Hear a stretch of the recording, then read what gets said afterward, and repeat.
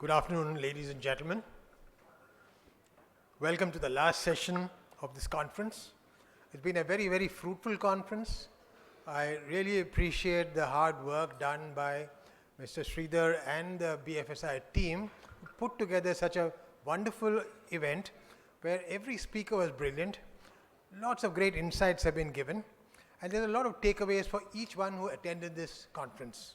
It is not always that it happens. So that's great. I apologize for not being here in the morning session to welcome you because I had some personal difficulties. But I'm happy that I'm here at least now to talk to you. This is the last session of this conference in this hall. But I don't want this conference to get over here, and I want it to continue in your mind. And I'd like you to debate some of the important issues that you have heard about today, because there are a lot of unresolved issues.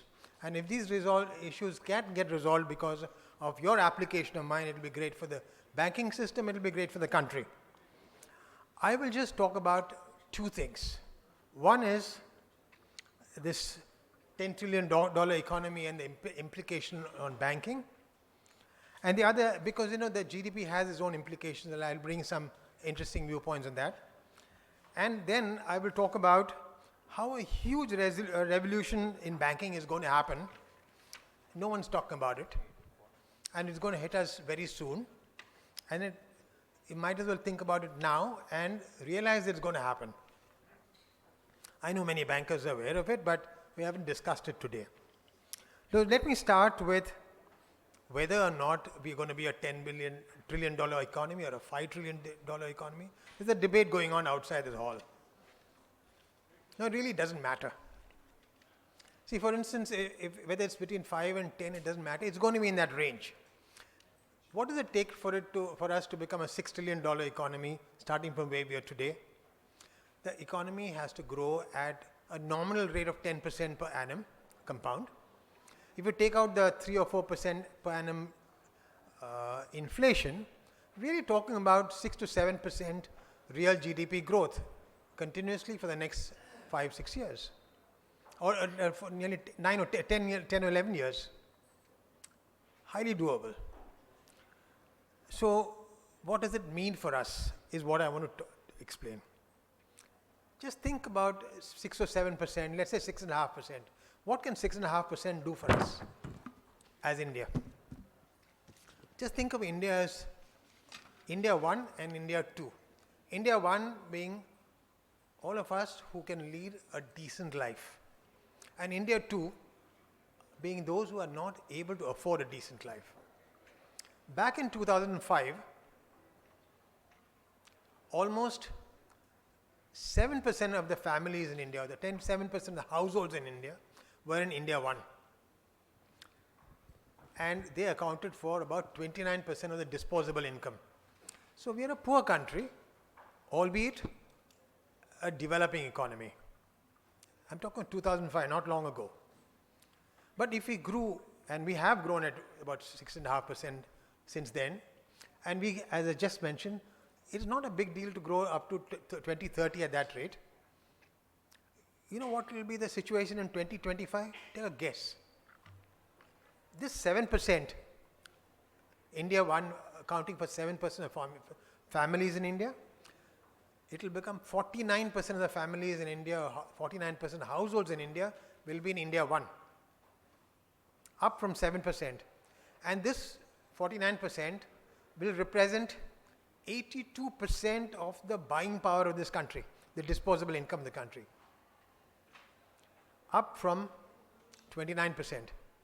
Just imagine what it will do for manufacturers of goods and services, marketers of goods and services, and more importantly for banks, because you're the ones who are going to grease the movement of goods and the flow of goods and services.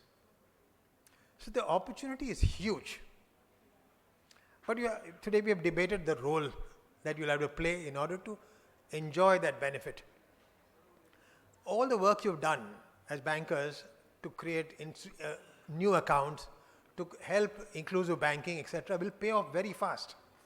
When in 2025, it's not far away. So the returns will be great for the kind of effort you're putting in today.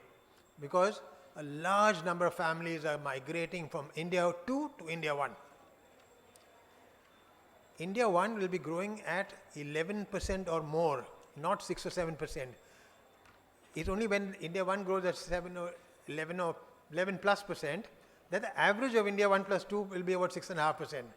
So imagine which country in the world can afford bankers and manufacturers and marketers of products and services, such a lovely market in the future. Okay? But let me now come back to the second thing, which I said I will talk about. It's a fundamental aspect which is going to change, which is ripe for big change. And as I mentioned a little while ago, not being talked about. I'm sure the banking system has become very, very heavily regulated, very competitive, very tough to make money in banking. Many senior bankers will agree. It is not like it was 10 years ago. I'm sure they will implement all the kinds of digital technologies which will help them to acquire customers faster, serve customers better, serve customers at cheaper costs, etc. But that is given. If you think that our anywhere and anytime banking is a huge paradigm shift, think about what's going to come. You haven't seen it all yet.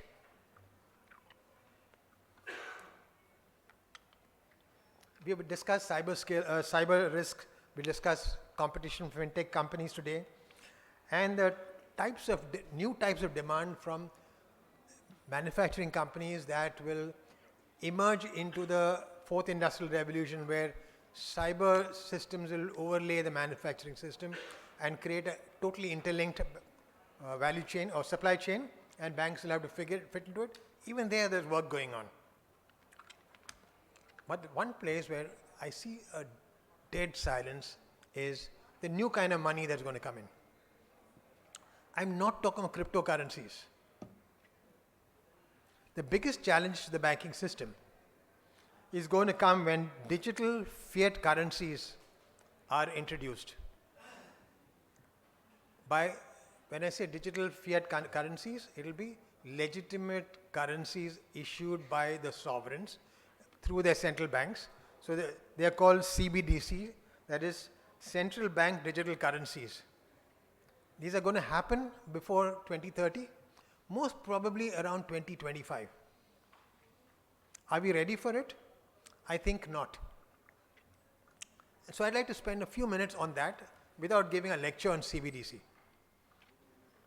There are nearly 40 central banks around the world which are already trialing these things, doing various kinds of tests, but they're not ready for the market because technology has not fully been licked. It's only just give them a little time, it'll happen. Even our Reserve Bank of India, I understand, is thinking about these things. I don't know how much has been done. But even in India, before we reach 2030, we will have central bank digital currencies, which will run in parallel with our paper currency. Why will this happen? Because there's a lot of pressure on central banks to come up with CBDC so as to counter the impact of cryptocurrencies. After all, who are the people who are investing in cryptocurrencies? Very brave people. When I say brave, I also mean speculators. Then there are people who are in the cryptocurrency mining business as entrepreneurs. Of course, some digital nerds and money launderers. No country can afford to have private money system flowing around unless they have a control over the thing. Right now, even the most popular cryptocurrency, the Bitcoin, is not trustworthy enough to preserve value, not even as trustworthy as some of the Latin American currencies in their darkest days. It's worse than that. And you've seen the moments in the last. It can't preserve currency. One of the important things about currency, you should be able to trust its ability to preserve your value. You worked hard to earn it. And cryptocurrencies, unchallenged, uncontrolled, cannot do that. At least not. But if you wait for another 3 or 4 years, cryptocurrencies can assume a role where greater trust can be there. Therefore, the world of central banks is looking at creating their own digital currencies.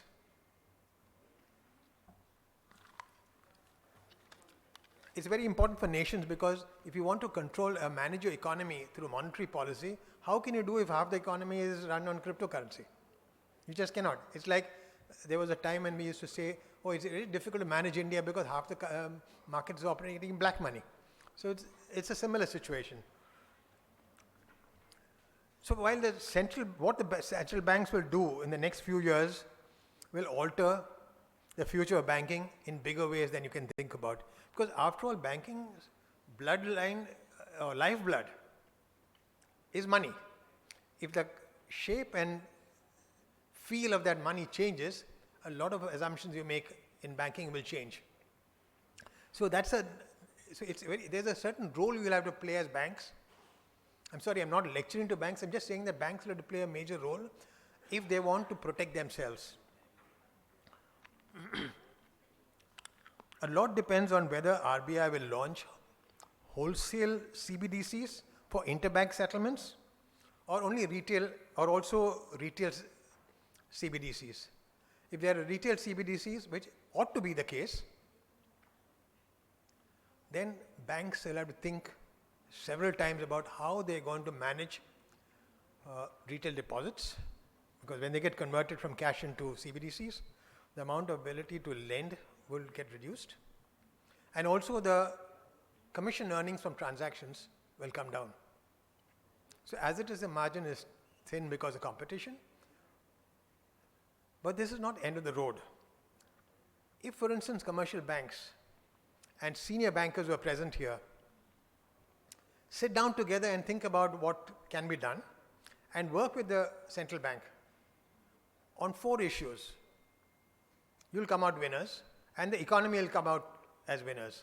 And these 4 issues are questions like, who will store CBDCs? Will it be the central bank? In which case, all of us retail clients will have to have accounts in the central bank. Or will it be, personal accounts in the central bank? That's what will happen if they decide to store it in the central bank. Or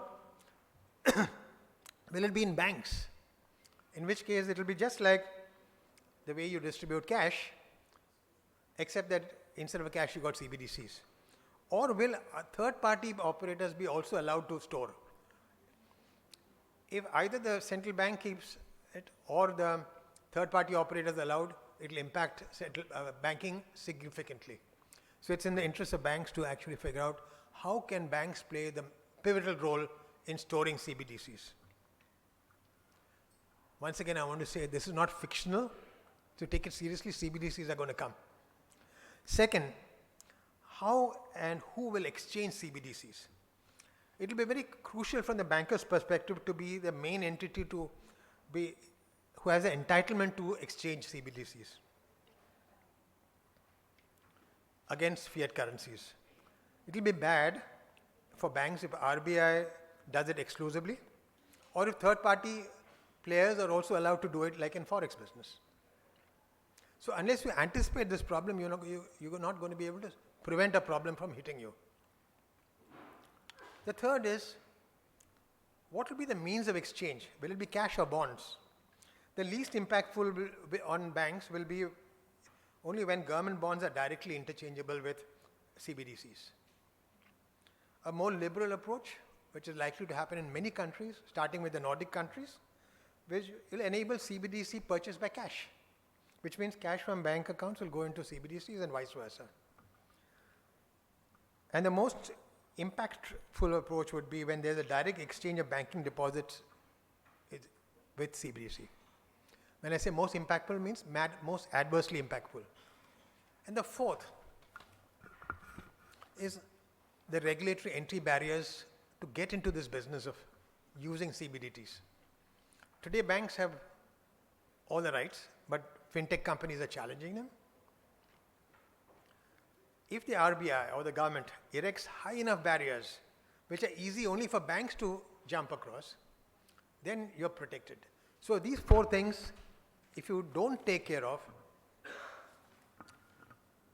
the second half of the 20s are going to be challenging for banks. Who will store CBDCs? How and who will exchange CBDCs? Means of exchange, whether it will be cash or bonds, and regulatory barriers.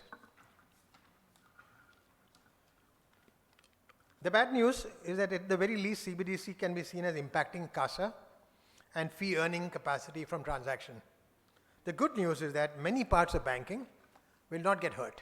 For instance, if you start building a great portfolio of services in corporate banking, what does CBDCs to do with that? You will be what the corporates want. Likewise, if you are able to figure out interesting cross-country, cross-border transactions, then CBDCs are not going to affect you. So the banking will certainly look different in 2030, whether we are a 5 trillion economy or a 10 trillion economy.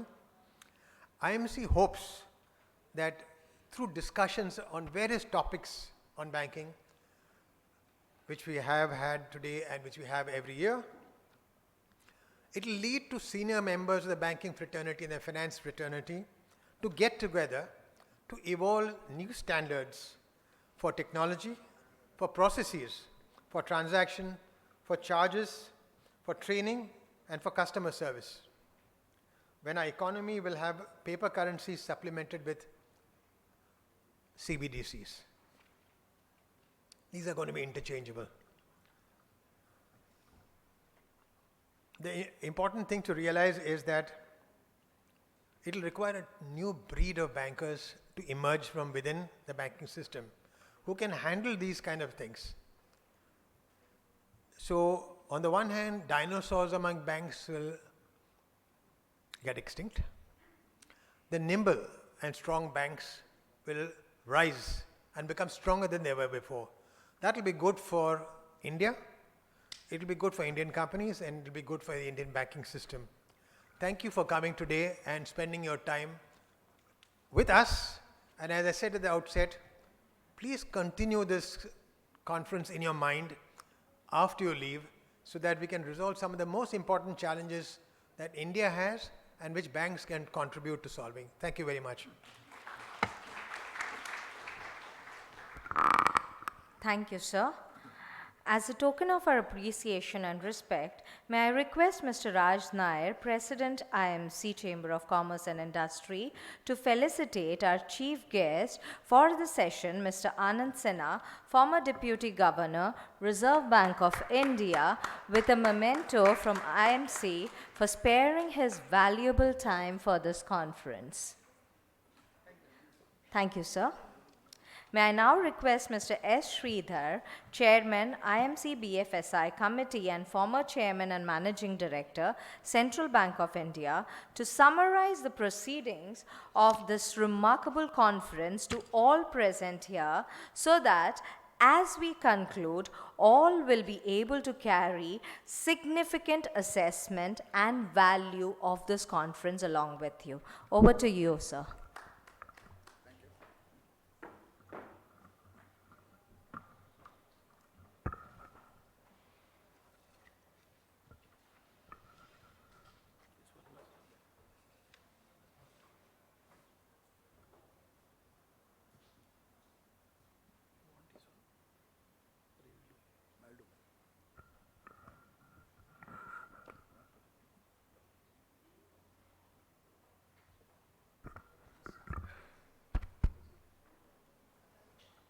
Honorable Chief Guest, Mr. Anand Sinha, President IMC, Mr. Raj Nair, my colleague on the Banking BFSI Committee, Mr. Dr. Narendra, and friends. We're coming to the end of a tiring day, and I see only some of you who have been brave enough to be attending the whole day. So what I'm going to see is summing up. It will be new to some of you at least, but it may be boring to others. I promise to be brief because I don't want to stand between you and the chief guest.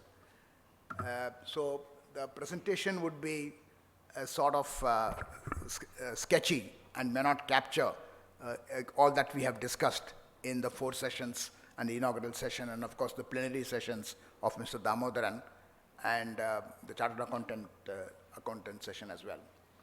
The first point is that in my presentation, theme presentation, which was followed by release of the theme paper, the knowledge paper, we have slightly outlined how would we actually achieve this $10 trillion economy. I wouldn't call it dream, because dream would give a different connotation, but I would say $10 trillion aspiration. Because the statement that to have a $10 trillion economy by 2030 is an aspirational statement. It is evocative also, because you need to put in so many things. As our chief guest for the inaugural, Honorable Finance Minister of Maharashtra, in his own very powerful speech, it was a motivational speech in my view, where he motivated all Indians to contribute their might towards achieving this, when he said not even 10 trillion, even 20 trillion could be achieved. So what, in a more technical sense, what needs to be done and what role can banks do? What needs to be done, of course, is heavy investment in terms of the investment rate to GDP has to substantially go up to consistently to over 36% every year for the next 11 years. Infrastructure investments have to be done in excess of 225 trillion in terms of the overall infrastructure and large manufacturing. Productivity increase is a must, need to grow at least 3% every year, CAGR basis. And since there would not be adequate domestic capital mobilization, supplemented by foreign capital, FDI essentially. And FDI should go not into consumption, but it should go into investment. And of course, there's a big mindset issue, because we need to develop, this is taken from Mr. Narayan Murthy's own comments on what needs to be done. He says there should be a cultural and attitudinal change in terms of value systems, honesty, integrity, and trust should improve. In terms of exports to GDP should double over the next 10, 11 years, because you cannot become a global player, or you cannot become a major player unless you deal in the global markets. The quality of education and access to finance must obviously improve. So we are today in 2.7 trillion, therefore get to reach to 10 trillion by 2030 would mean a CAGR, as President had mentioned, a CAGR annual growth rate of 11% plus during the next decade. And that decade, 2020-30, will be the decade of reckoning for India. Minister Saab said that while we talk about, you people talk about Arthashastra, I talk about Parivar Shastra. And he said, Parivar Shastra, if that can be mastered, Arthashastra is no big shakes. And he said that not only 10 trillion, even 20 trillion can be achieved. And he talked about the same thing as to how we change the mindset, how we have to contribute, and how all of us, and how we were 300, 400 years back. We were at one time about 300 contributing at least 50% of the global GDP, and then how can we come back to that glory, where his powerful remarks. He's talked about high concentration of wealth and the need to improve quality of products.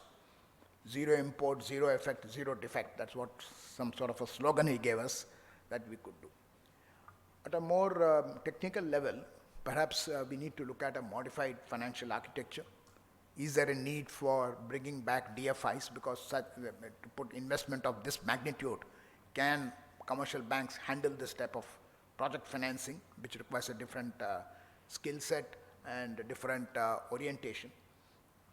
And then how do we bring in risk mitigation? Because project finance is, as we talked in the next session, is really based on cash flow financing. It is not based on sponsors' personal guarantees or recourse to sponsors as we have in the normal projects. In the session that we had on technical session on project finance, it was observed that investment climate is actually not as rosy in the immediate past. And there are figures that our distinguished panelists mentioned. So they were actually questioning, can the financial system support the kind of investment required to reach this $10 trillion economy by 2030? And there one of their suggestions was that if projects are not amenable to commercial lending, Government of India should step in. This is very similar to what has been mentioned in the inaugural session, that the what was tried out in the years in India, as also in other countries like Japan and in China successfully, can also be looked at. So the speakers felt that the brownfield risk can be probably taken by the corporate bond market, but the greenfield risk will have to be taken by the government. And perhaps after project completion and maybe operation, sustained operation for a year or so, these assets can be monetized and then securitized and then spread amongst various institutional investors or even by banks. But the initial construction risk would be an issue because banks are also finding it difficult to take that risk. There needs to be a great degree of investment confidence, and various measures need to be taken to attract both domestic and foreign investment in order that there is an immediate impact on GDP. It was also mentioned that, pointed out that there's a strong positive correlation between GDP growth and investment. A 1% increase in investment leads to 0.9% increase in GDP. Regulatory redress for foreign investors to make a smooth exit and get back their money invested was mentioned as a very important point. Because when investors come in, when they enter, they also are thinking about exit. And that is one thing that they would like to be assured, that the legal system, the regulatory system would allow that to happen in due course. There needs to be more predictability in policies, both regulatory and fiscal, and other government policies to attract foreign capital. There's also a mention that, as announced in the budget last year, a specialized credit enhancement company or corporation is being planned so that the bonds that are issued by project companies, they would have investment grade rating that would allow more institutional investors to invest in them. We had a very delightful and interesting talk by Mr. Damodaran on corporate governance in banking sector, and he defined corporate governance as doing the right things at the right time for the right reason in the right manner, doing or saying. And he pointed out that compliance and governance are different. Governance means you make the first move. Like if you're a chess player, you play the white pieces. And then how do you find ways to improve productivity, increase wealth, and so on, and increase prosperity? But he raised a very valid point, which luckily he's out of the government. I am also out of the public sector, and our chief guest is also out of the regulator. So we can all ask this question: do owners really want governance? And he said, he gave the answer that in public sector banks, they don't. And he also was castigated the things that today the investigative agencies are doing, and he said they have the benefit of what he called retrospectrograph, which is a hypothetical fictitious instrument which will allow you to know what the investigating agencies will say 20 years later when the files of approval of loans are being examined at that time. So he also pointed out that efficiency is not a function of ownership, and the tripod model of corporate governance, where all three legs, empowerment, incentivization, and accountability, all have to be equal and strong. If one of the legs is broken or not equal, then there are problems.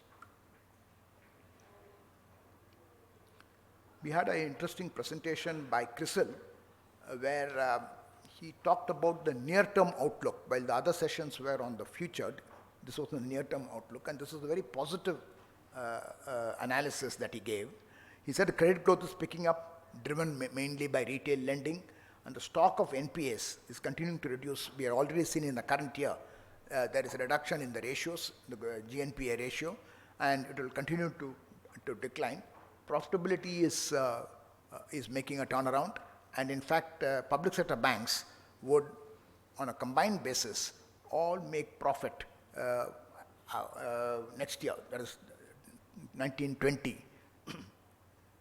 But he also pointed out that the capital cushion remains low for public sector banks, and therefore, while they are able to meet the regulatory norms, in order that they are able to lend and meet the capital challenges, the requirements, the fund requirements of corporates and MSMEs, they need to be recapitalized more than what it has been done so far. The IBC has had a salutary impact. Credit discipline has improved, and the balance of power has shifted from the borrower to the creditor for the first time in our country. Digital lending is growing and is expected to increase from 75 billion today, US dollars today, to 1 trillion in 2023. We had an interesting session on cybersecurity where our practitioners from not only banks but also from institutions like NSDL and NPCI, the father of digital banking in our country. Digital payments, not banking. And they pointed out that India is a hacker's paradise, and that the second largest incident of cyber attacks in the world as a country is in India. And therefore, and with the phenomenal increase in digital volumes in terms of transactions, data security has become very critical. So the panelists discussed how they are doing it in their respective institutions, and I'm not going into that. But what is important is that there is not only they are looking at protection, they are looking at early detection, because there is really no foolproof method of protecting yourself. And they pointed out incidents where the attacker actually got into the IT infrastructure and lay in wait for 4 months before he chooses. And he needs to do it only once, whereas you have to be on your guard throughout. So detection, response, recovery, all are important. How do you bounce back after an incident response time, cyber drill, bunker disaster recovery site, and probably there's a need for a digital fraud registry, maybe at the central bank. We had a discussion, panel discussion on inclusive banking, what is the way forward, by a panel of speakers from a commercial bank, from a small finance bank, a payment bank, and the microfinance company, which has become a subsidiary of a commercial bank.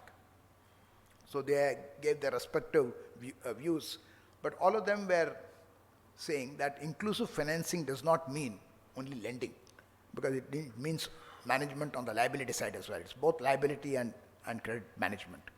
And customers require a mix of asset and liability products to customers, for themselves, to enhance inclusiveness. Technology has brought down the cost of acquisition, but mostly it has gone to improve internal efficiency rather than improving beyond a point, improving very significantly the customer experience. And there were different viewpoints on this. But interestingly, that widening digital literacy is important, all of them agreed, and 75% of new accounts opened in certain bank was digital. We had a rather longish discussion on stress assets, on future outlook. India has the dubious distinction of having probably any major country having the largest volume of stress assets in the world. May not be in terms of ratios, but in terms of actual volumes. And they were, apart from an overall assessment of what needs to be done, they were quite positive on the new RBI circular of June 7th, which replaced the February 12, 2018 circular, which has removed some of the rigidities and without relaxing the credit discipline. Although, as it was pointed out, it may lead to a spate of references to NCLT of even standard cases, but stressed maybe in SMA 1 category or SMA 2 category.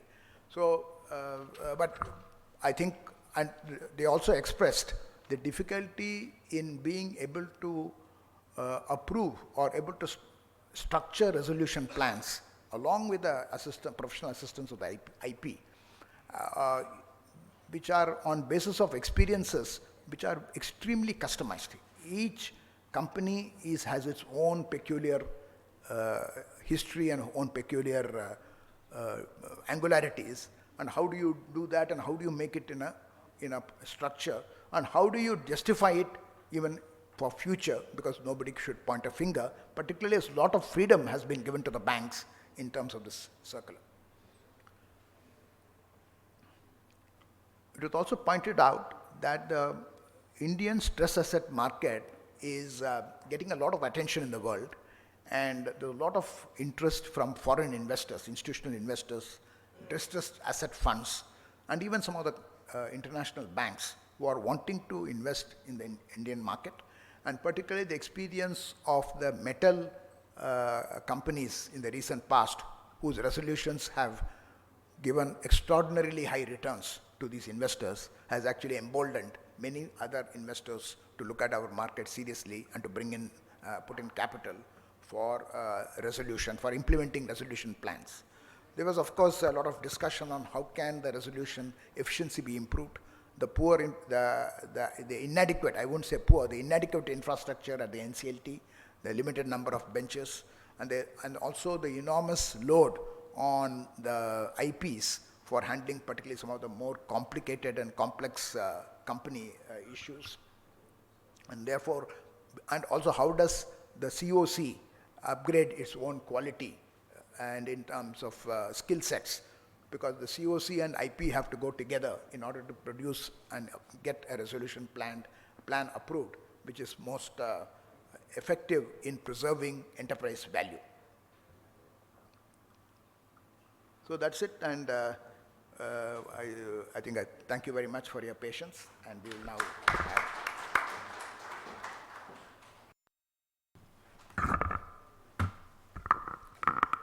Thank you, sir. Mr. Anand Sinha joined the Reserve in July 1976 and rose to become the Deputy Governor in January 2011. As Deputy Governor, he was in charge of regulation of commercial banks, non-banking financial companies, urban cooperative banks, and information technology, among others. He represented India on the G20 Working Group on enhancing sound regulation and strengthening transparency. He was the chairman, governing council of the Institute for Development and Research in Banking, Technology, IDRBT, a research and development institution on financial sector technology set up by the RBI.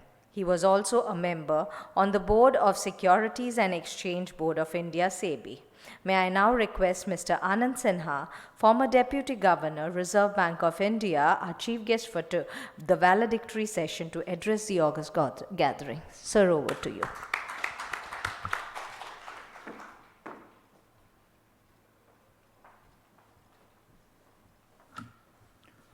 Ladies and gentlemen, I have the unenviable task to hold your attention for next half an hour or so at the end of a tiring day. What I would do is, you have heard practitioners basically throughout the day. So I will focus more from a regulatory perspective, both the international aspect of that, as well as some of the issues from our Indian perspective. Now, as far as the theme of the conference is concerned, India, 10 trillion economy by 2030, role of banks. Now, in an economy, there are many, many stakeholders, and it's not only banks, but banks have to do their job. And banks will certainly have a very, very important role given the fact that we are a bank-oriented economy. But our banks and in general, the financial system will have to be much stronger and much more resilient than what we are today if we really want to see the Indian economy prospering and reaching that benchmark. I'm sure as Sridhar presented the summary, some very important points were made during deliberations in the technical sessions. But if the banks have to function well, obviously they have to function within the regulatory envelope. And there is a feedback loop. The regulator sets the rules of the game. The banks have to function within that, alter their behavior and strategy to be compliant with the regulatory requirement. And regulation itself, in fact, is fashioned by what is happening, how institutions are behaving. Unfortunately, regulation usually is a reactive game rather than being very proactive by and large, but there are incidents where regulations have been proactive also. One incident which comes to my mind readily is that in 2006, the non-deposit taking NBFCs were brought under proper regulation, which was not the case earlier. And it was not triggered by anything happening in the marketplace, but triggered by the notion of some of us in the Reserve Bank that why should only deposit-taking NBFCs create a problem? The non-deposit-taking NBFCs, which are large enough through their interconnectedness with the system, can create a problem, and that is how we brought this. So this was a very proactive piece of regulation, and maybe it was so much in time that it helped us when the crisis broke out in 2007-8. Now, one of the most important rules is that while any crisis extracts a heavy price, and how much price it extracts depends upon the severity of the crisis, it should never be wasted. Whatever has happened, we have to learn our lessons and prepare ourselves for future. Now, in future, the best that regulation and supervision can do is to minimize or reduce the probability of failures of individual institutions as well as of systemic risk. It can't prevent it altogether. And the second thing which has to happen is that should a crisis happen, should an institution fail, we should be prepared to minimize the impact of this incident. So this is, if you look at from that perspective, that the global financial crisis has extracted a very heavy economic price. In fact, academic studies put the cost of lost output as large as a full year of US GDP. And the effect continues even 10 years after the crisis. And particularly the advanced economies are not really out of it. US has made reasonably good progress. And the most important reason for that is that they were the first to repair their financial system very quickly, unlike other jurisdictions. You know what is happening in Eurozone and Japan. Japan, of course, has been suffering for a long time. So the point is that the crisis extracted a very heavy price and continues to extract even today. But what has been the lessons learned? It is a massive piece of regulation, which is Basel III, which started in 2009 and still continues, even though more or less it has been finished. And the last piece of regulation which has come in December 2017, its implementation would stretch up to 2022. So you can imagine a whole set of new regulations have been built up. And most of you might be aware that we are a member of the Basel Committee on Banking Supervision, as well as on Financial Stability Board. So we contribute as much as others in the formulation of these rules and regulations. And therefore, even from a moral perspective, no matter whatever noise we make, we have to follow these. So the global financial crisis has not been wasted. An enormous amount of work has been done in the regulatory domain. But still there are a couple of remaining issues. One is that in Basel Committee, the quality of research is of a very, very high order when we sit over there and see the papers. But the decisions may not be optimal, may not be number one in terms of scientific concern. The reason is that you have 27 countries sitting on the table, and every country has its own financial system, long history, traditions, so it is not easy to put everybody into a straitjacket, and therefore compromises are made. Now we have more or less, as I said, final set of regulations, but because of the fact that scientifically they may not be number one, it is possible that certain revisions may have to be done, but those would be not very major. The one issue which of course does not come much into public domain is about sovereign risk. The debt crisis in Europe has now given rise to a notion that sovereigns are vulnerable not only on their foreign currency liabilities, but even on domestic liabilities. But this is a highly political issue, so you don't hear much in the public domain, but this is also an area where some work, I believe, is happening. So, do we expect more dose of international regulations which we will have to implement? Not much, as I explained to you. But what Basel Committee is going to do and what the FSB, Financial Stability Board, is going to do is to carry out studies in various countries. They have already been doing it for a few years to check the framing of rules. Have the rules been framed in accordance with the standards laid down? And the approach is name and shame, because their study is put in public domain. And therefore, if you are not following, if you are a laggard, it is out there in public domain, which may hamper the cost of borrowing from international markets if one is materially non-compliant. Will there be a Basel IV? You can bet there would be, but may not be in the short term, may not even be in the medium term, because financial system is very dynamic.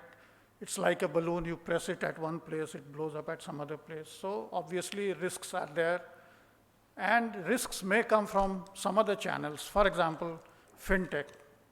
Now that is an area which is growing fast. Risks are not fully well understood. So it is possible that something or the other happens. So all I can say is there will be a Basel IV. When, we do not know, but certainly not in the near future. Now let us look at the shadow banking system, and why I want to talk a little bit about shadow banking system is because we see what is happening in India. Of course, shadow banking system is a much larger term, but we usually associate it with NBFCs, and NBFCs, of course, are a very important segment of the financial system as well as of the shadow banking system. Now, as far as there is a qualitative difference, or rather both qualitative and quantitative difference about the shadow banking system in India and abroad. In India, it is still small. For example, the NBFC combined balance sheet is just about 16% of the combined balance sheet of the banking system. Whereas abroad, or if you take in totality, the shadow banking system is larger than the banking system.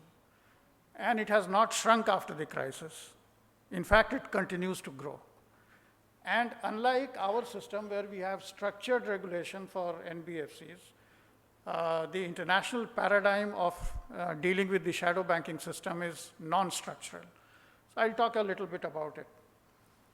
Now there is actually a philosophical underpinning behind why shadow banking system was not regulated, probably not at all abroad. And even now, the approach is more tentative than concrete. The underpinnings, the intellectual underpinnings were that market discipline and self-regulation would provide an effective brake on risk-taking by lightly regulated and unregulated institutions.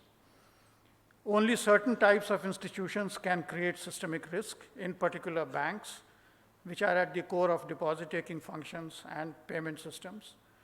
Regulation of banks would be adequate to ensure that their lending to entities outside the core would be consistent with systemic stability, which means that the funding by banks of the non-banks, because of the discretion and restraint used by banks, would ensure that the other system would not be in a position to create a systemic risk. Applying regulation to a wider range of non-banks would be too costly, reduce innovation, and potentially increase systemic vulnerabilities by inhibiting the ability of markets to transfer risk. So after the crisis, the Financial Stability Board, unlike the Basel Committee on Banking Supervision, is the standard setter, and it recognizes, in fact, shadow banking is a negative term, but FSB has gone out of the way to say that the shadow banking system is a very valued component of any financial system. What we have to do is to ensure through proper oversight that its negativities are taken care of, and it functions as a robust, healthy complement to the banking system. The technical word they use is market-based finance. Now, what is their approach? Their approach is that you should cast your net wide to ensure that you get all the data of financial activities which is happening all through the economy. And then you have to narrow your focus onto where are the risks, bank-like risks, like maturity transformation, liquidity transformation, and where are the potential for systemic risk to arise. And then you focus on that part of the system. And here also, there is no prescribed regulatory framework except to say that this is the menu, and the menu is usually what you use for banks.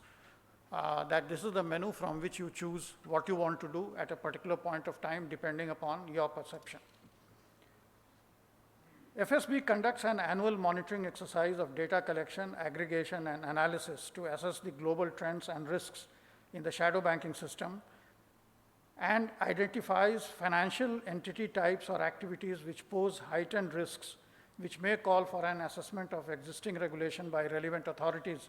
And India, being a member of FSB, we do participate in this annually. So I'll just give you a feel for numbers in 2 minutes. 2017 monitoring exercise, which was published in March 2018. Of course, there is a subsequent one, but I have the data for the 2018 exercise. So its conclusion is that the shadow banking system shrank somewhat immediately after the financial crisis, but has been rising thereafter. Assets at 48% of the financial system assets are larger than banking system assets at 41%. So the shadow banking system assets are 48%, the banking system assets are 41%. So you can see the enormity and the dimension of the issues abroad, of course, not so much in India because our shadow banking system is much smaller. The shadow banking assets were, now see the trend before the crisis and after the crisis. The shadow banking assets were 153% of GDP of the concerned jurisdictions, that is members of FSB, at end 2016, exceeding the previous high point of 139% of GDP prior to the crisis. So this is what I mentioned, that despite the crisis, despite the havoc that has happened, the shadow banking system continues to be bigger and bigger. Now, if you look at the exercise which has been reported in March 2018.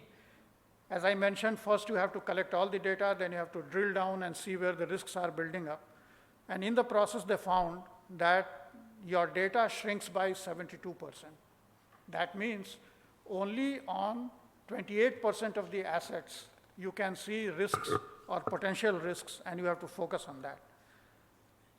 Now, out of all the shadow banking activities, in fact, unlike our country, it is the asset management industry which is the largest. It is about 65% of the shadow banking assets. And the asset management industry has created quite a bit of concern and problem abroad for various reasons. Ultimately, the crux is, it is about liquid schemes, the question of liquidity and maturity transformation, and also asset management industry taking on high credit risk. Now, all this you find in India too, the problems that we see now with the mutual fund industry. So our approach is more structured as far as NBFCs are concerned compared to what is advocated internationally, and therefore I don't foresee much of those things forcing us to change our regulations or to change our direction.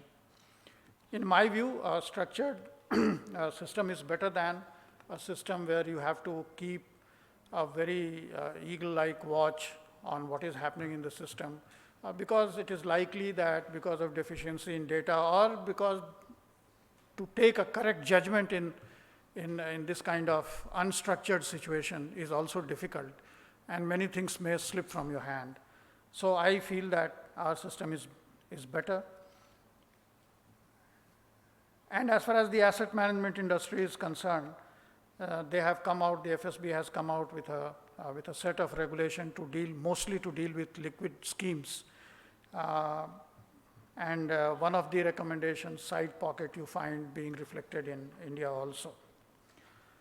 So having talked a bit about the international regulations which have a direct bearing on what we are going to do, because we are ourselves rule makers or a part of the rule makers,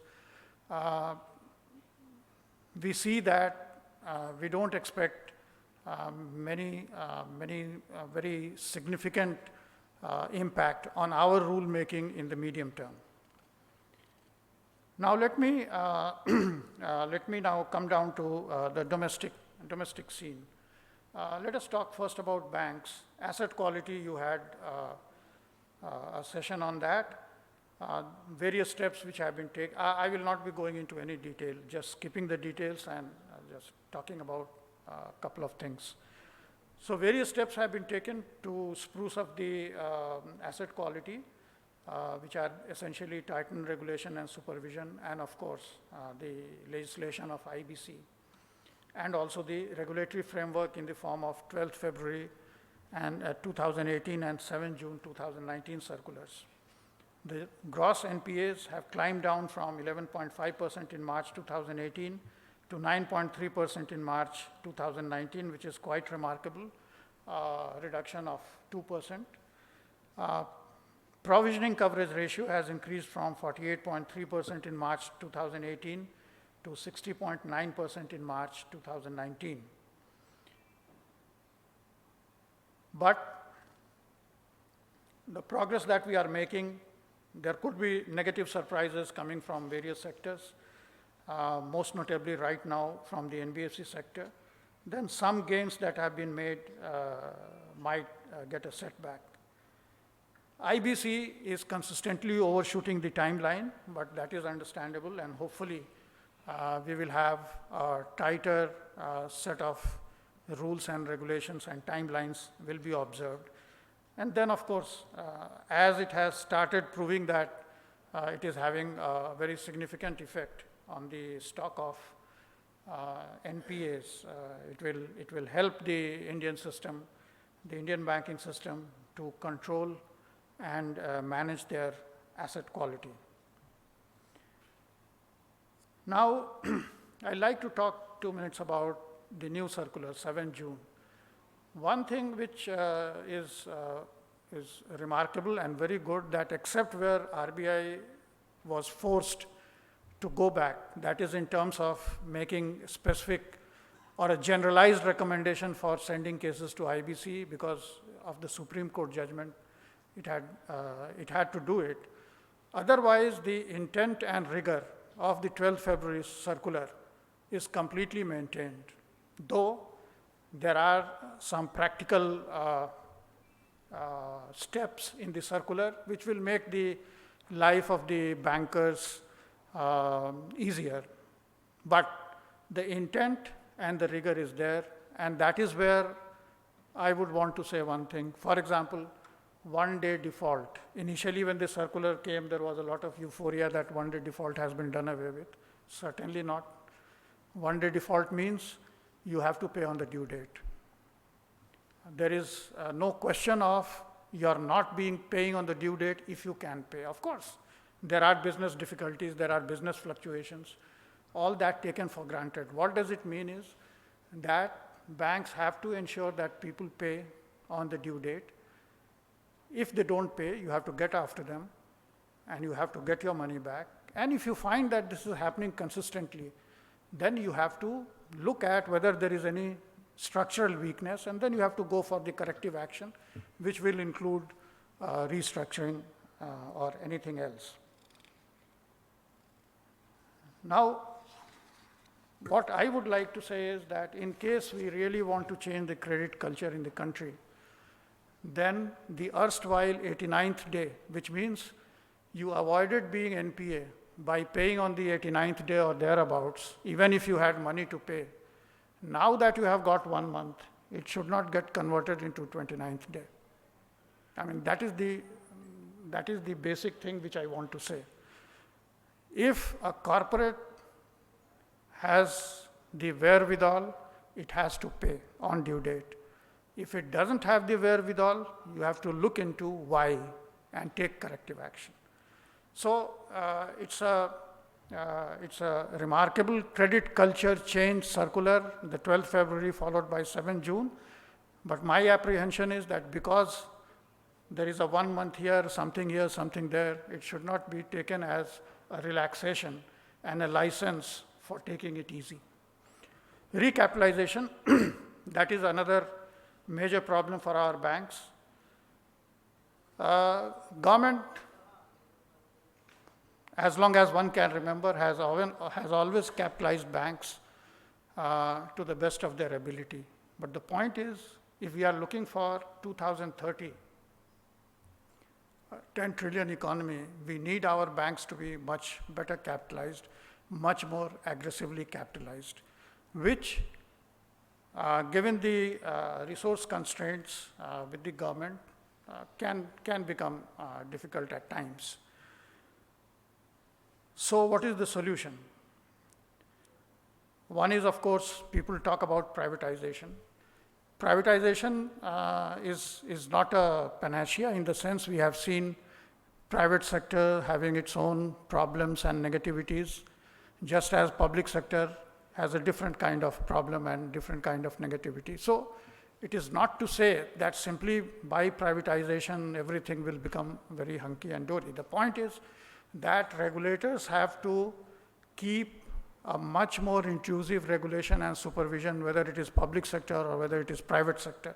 But overall, privatization affords greater flexibility in operations and the issues with the public sector banks which are there. But given the political economy, it seems to be, it certainly is not an easy task and certainly not on the radar as far as one knows in the foreseeable future.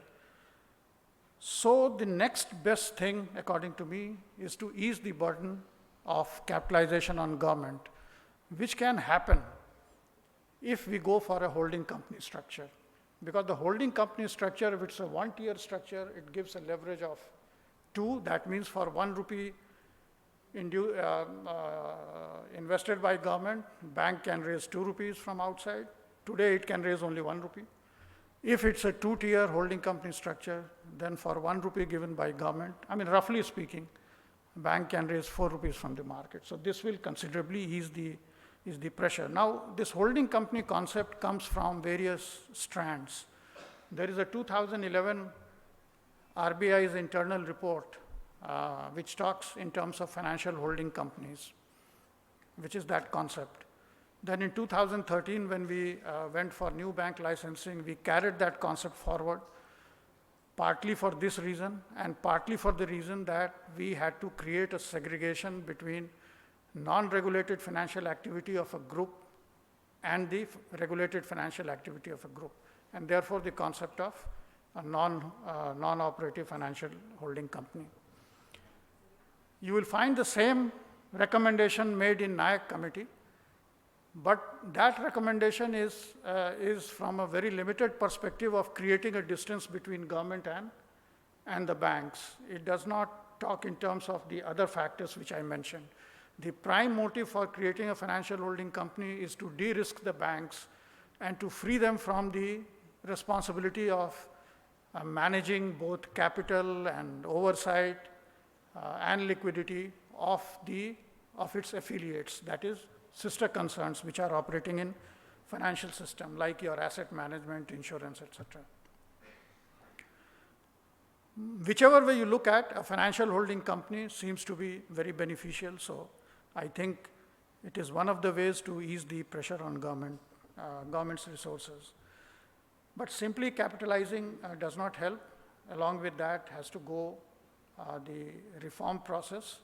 As far as public sector banks are concerned, if privatization is not possible, there is an excellent blueprint in Nayak committee recommendations for the reforms, which will certainly help. And all this I am saying from the perspective of making our system strong and be able to deliver goods for the goal that we are talking about in this seminar. Even as these issues we are discussing, there are certain other things which also must be attended to in terms of skills in the banking system, like shoring up risk management, cyber risk management, internal audit and compliance functions. I have felt that banks, and for understandable reasons, put their best officers into business, because after all, business verticals, because after all, they are profit-making organizations, and therefore, they would certainly want the best people to be making profits for them. But that is where we lose out, because internal audit, risk management, and compliance, these are very essential checks and balances on unrestricted risk-taking. So I have always felt, and that is what I would like to repeat over here, that every bank has a notion of who are the high performers, who are going to go far in the hierarchy. Make it a point to put each of them in at least one of these verticals for 3 to 5 years, because that would first of all increase the quality of staff in these verticals, which is very much needed, and also give them the perspective for restraint on the risk taking. And I think having both the perspectives would be very, very beneficial for banks. In case of private banks, problem is largely in corporate governance, and it arises from incentive structure, quality of audits and compliance, and efficient functioning of audit and risk management committees. So here also steps are needed. Compensation has been an instrument of incentive, distorted incentive in the private space, both in India and abroad. And therefore, under FSB, Financial Stability Board guidance, compensation has been streamlined, and RBI did implement the first one. Now they have come out with a second draft guideline, which is to rein in the negative or the downside incentives in compensation as far as private sector is concerned. Let me talk very briefly about infrastructure financing. I think some of the points which Sridhar mentioned, they were very important points. Let me let me just mention that in India, because of the fiscal constraint, the PPP mode has become or is extremely important. If I give you some data, in the 11th plan, that is 2007 to 2012, investment in infrastructure target was US $500 billion with 30% private investment. The corresponding figures for the 12th plan, 2013 to 17, were US $1 trillion, which is 8.3% of GDP, and 47% of private sector participation. The Union Budget 2018-19 has given a massive push to infrastructure sector, allocating rupees 5.97 lakh crores for the sector. Different studies suggest the required investment in infrastructure at rupees 50 trillion by 2022 and rupees 315 trillion by 2040. So there is a huge need, and in any case, infrastructure is known to spur economic activities because it has linkage with so many industries, and it eases movement of goods and other things, and therefore it spurs the financial activity. It is largely financed by banks in India. Therefore, of course, we have to de-risk, we have to develop corporate bond market and other things. But as it was mentioned earlier, the construction phase is the most risky and uncertain phase. And here, by and large, bond financing does not work for various reasons. If I mention 2 or 3 reasons, the bank lenders serve an important monitoring role for which banks do tend to have the expertise. Of course, in our case, infrastructure financing was done by banks, most of whom did not have any expertise, but that's a different issue.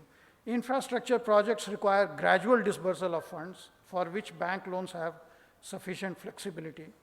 And infrastructure projects in this phase are more likely to require debt restructuring due to high execution risk, and banks can quickly negotiate restructuring, whereas bond restructuring is complex and time consuming. So whether the bank finance comes from banks, commercial banks, or whether it comes from development financial institutions, the point is that the execution phase most probably has to live with this kind of finance. Bond finance comes in later on when the project goes on stream. So, so we have to be, because there is a lot of talk of developing corporate bond market as if the corporate bond market will take away all the load of financing infrastructure. I don't think so for the reasons which I mentioned just now.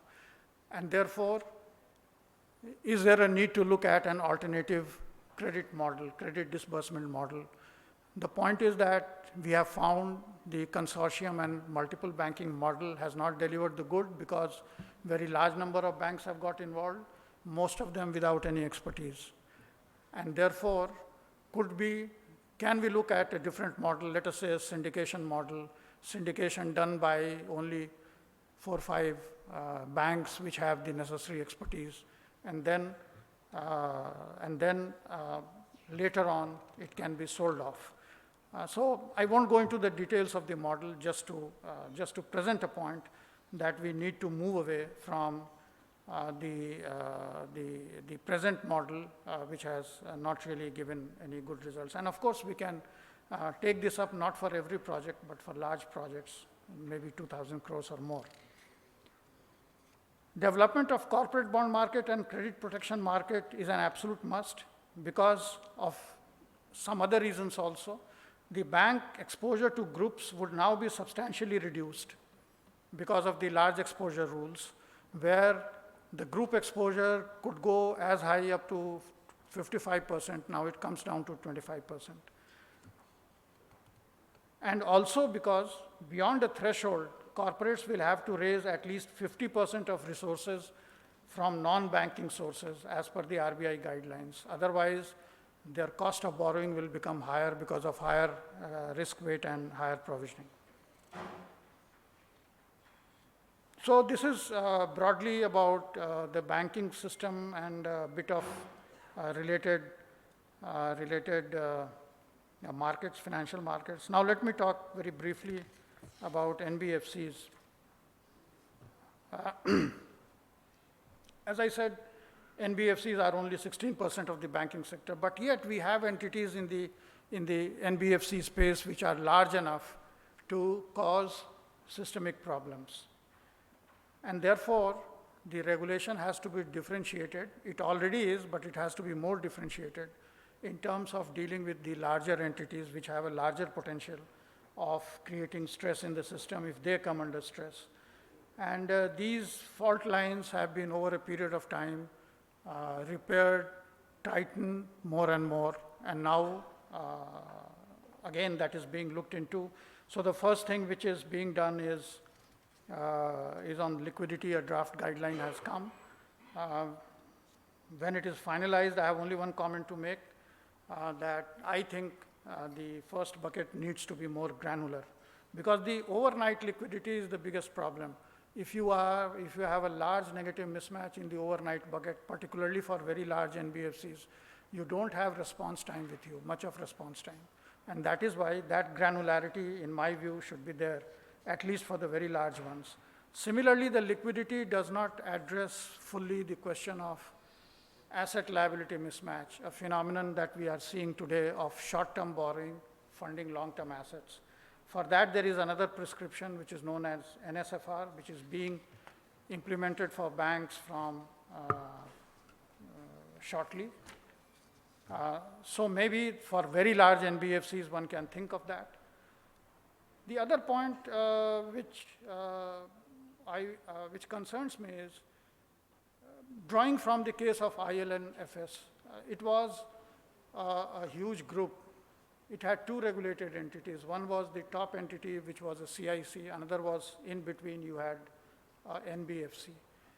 But regulating only the top or somewhere in between without having an eye on the entire group does not help, as we found in this case. For example, as per regulation, the leverage ratio allowed to CIC is 2 perhaps, if I remember correctly, but not very different from that.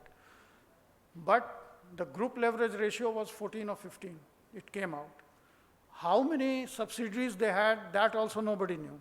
It started with a figure of 150 or something like that and ended up with 300 something. So this kind of lack of oversight on group functioning is not going to work. And therefore, my personal view would be that for large entities, one has to take a conglomerate view.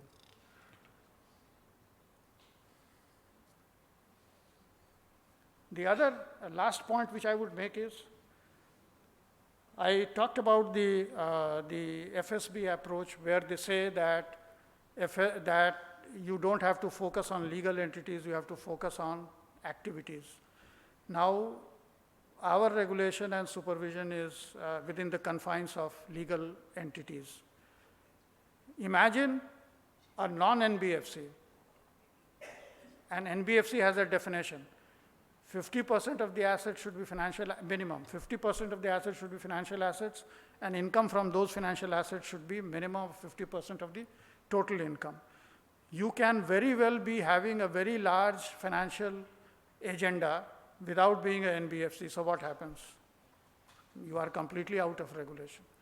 Now, your ability to create a problem in financial system does not depend on whether you are an NBFC or not. Depends on your activities. So I think this is another area which needs to be looked into.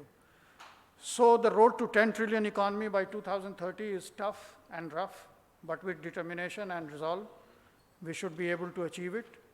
Thanks for your patience.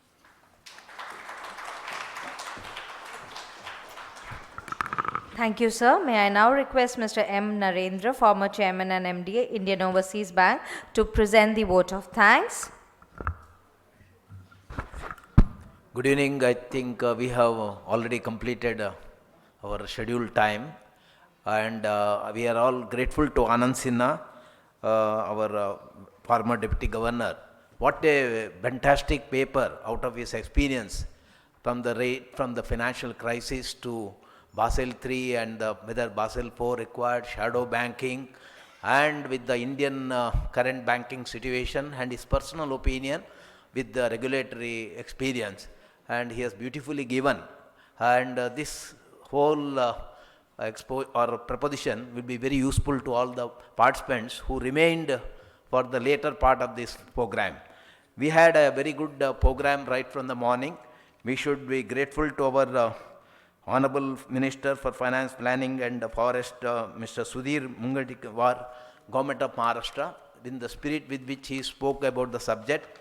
Similarly, we are grateful to M. Damodaran, former Chairman SEBI. These are the two major, other than Anand Sinha Saab. Similarly, of course, we are very grateful to Mr. P.S. Jayakumar, MD and CEO, Bank of Baroda. He is the platinum sponsor for this program. We are all grateful to various other institutions who in different category has sponsored the program. That was a great generosity and support of the cause by the institutions in supporting the program. And we must all give a big clap to S. Sridhar, Chairman of the BFSI Committee. And because it is his experience, hard work, and totally worked for more than 3 months on the program. Of course, we were all there, but he is the spirit. And today, I think all of you will watch. There have been a lot of takeaways, as well as the quality of speakers whom we have invited, and all the program went very well. We are also grateful to Raj Nair, President of our IMC chamber, with a very great 1 year period of very excellent program conducted.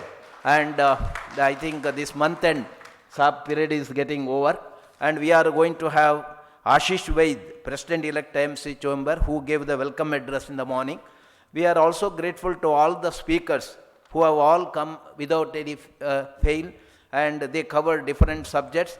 And Mr. Sridhar summed up also. The summing up was also very great. And the morning all were talking his presentation of the subject of the 10 trillion economy by 2030. That itself was also great. So I think the entire program had the good contribution by Sridhar Saab. We are also grateful to media, electronic and print media. We are also grateful to IMC staff. All of them, give a big clap. Some are sitting in the backside, some are in the front. Everybody has worked very hard. And we are also grateful to the other office bearers, past presidents of the IMC, for all of them who have been giving encouragement for the program. We are also grateful to the other committee members of the banking committee of the BFSI. And on the more, we are grateful to the audience. Right from the beginning, the entire hall was full. And even at this moment, we have enough.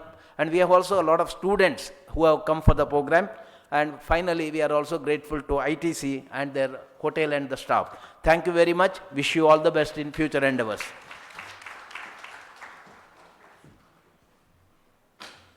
Thank you, sirs. I hope all of the participants are carrying enough information and value back home from this conference. Thank you, sirs. So we come to the end of this event.